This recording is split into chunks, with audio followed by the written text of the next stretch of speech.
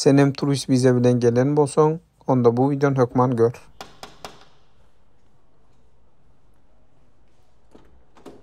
Merhaba. Merhaba. İnşallah bu sefer doğru gelmişimdir. Bana Murat Bey konum atmıştı da.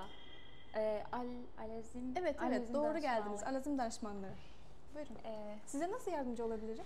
Ben 60 günlük vizeyle gelmiştim. Evet. Bunu uzatmak için bir başvuru yapacaktım. Siz Maral Öresova mısınız? Evet.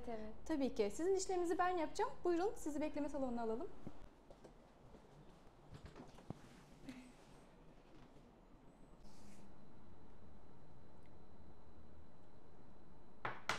Buyurun, sizin işleminiz tamamdır. Bu kadar hızlı mı? Evet. Çok teşekkür ederiz. Kolay Rica gelsin. ederiz. Sağ olun. Ayağınıza sağlık. Teşekkür ederim. İyi günler. İyi günler.